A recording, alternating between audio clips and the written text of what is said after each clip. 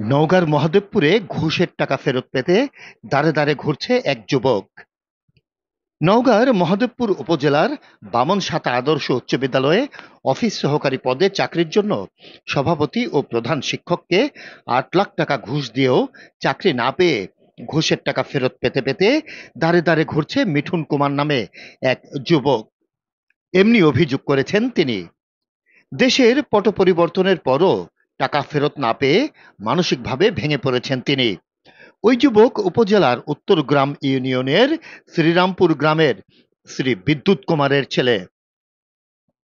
ভুক্তভোগী মিঠুন কুমার ও তার মা মঞ্জু রানী জানান, ওই স্কুলের ম্যানেজিং কমিটির তদানীন্তন সভাপতি এবং ওই ইউনিয়নের আওয়ামী লীগের সাংগঠনিক সম্পাদক সাইফুল ইসলাম তার পূর্ব পরিচিত।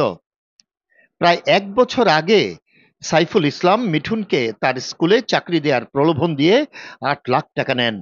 মিঠুন চাকরি পাবার আশায় নিজের সামান্য জমি বিক্রি করে সে টাকা স্কুলের সভাপতি সাইফুল ও প্রধান শিক্ষক আব্দুর রাজ্জাককে দিয়ে দেন। ২০২৩ সালে নিয়োগ বিজ্ঞপ্তি প্রকাশ করা হলেও মিঠুন অফিস সহায়ক পদে নিয়োগের জন্য আবেদন করেন, কিন্তু পরবর্তীতে ওই পদে সভাপতির নাতি তারেক হোসেনকে নিয়োগ দেয়া হয়। এরপর থেকেই তিনি ওই টাকা ফেরত পাওয়ার জন্য দাঁড়ে দাঁড়ে ধর্ণা দিচ্ছেন। এ ব্যাপারে ওই শিক্ষা প্রতিষ্ঠানে গিয়ে দেখা যায় স্কুলের মূল ফটকে তালাবদ্ধ রয়েছে। প্রতিষ্ঠানের এক পিয়ন জানান, নিয়োগ বাণিজ্যের কারণে প্রধান শিক্ষক ও সভাপতি ১ সপ্তাহ ধরে ঢাকায় অবস্থান করছেন। ডিপ্লোম দেখিয়ে টাকা আত্মসাৎ করেছে মোহাম্মদ সাইফুল রহমান, বামনসাতা আদর্শ উচ্চ বিদ্যালয়ের সভাপতি এবং ৮ নম্বর উত্তরগ্রামের আওয়ামী লীগের সাংগঠনিক সম্পাদক। তিনি বামনসাতা স্কুলের অফিস সহায়ক পদে নিয়োগ বিজ্ঞপ্তি প্রকাশ করছিলেন।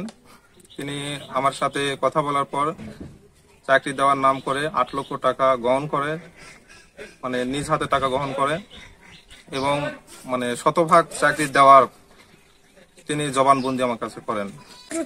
লেখাপড়া শিখাই খুব কষ্ট করে মাস্টারি শিখাই, কিন্তু আমার থেকে অনেক বাহানা দিয়ে আমার ঘরের মধ্যে ঢুকে আমার হাত পা চেপে ধরে করছে, ভাবি তুমি কোনো কান্নাকাটি করবেন না, আমি যেভাবে হোক ব্যস্ত থাক, আমি চাকরিটা নিয়ে দিব। সেগুলো বাহানা করে আমি আমার গর্ভিটা ম্যাটি আমি দেখাইছি, হবে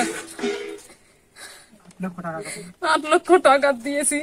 সে ৮ লক্ষ টাকা দৈনিক দিন করে আমি বাচ্চাকে দিয়ে পাঠাই, ছেলের বাবাকেও দিয়ে পাঠাই। হচ্ছে না কোনো সমস্যা নাই কেউ দাদা, আমি দিয়ে দিব ৮ লক্ষ টাকা, তুমি কোনো চিন্তা করে না কো। সেভাবে আমার খুব অসহায় এমন ভাবে শাস্তি দিচ্ছে। প্রধান শিক্ষক ও সভাপতি ঢাকায় থাকায় তাদের বক্তব্য নেওয়া সম্ভব হয়নি। Desk report, CNI news 24।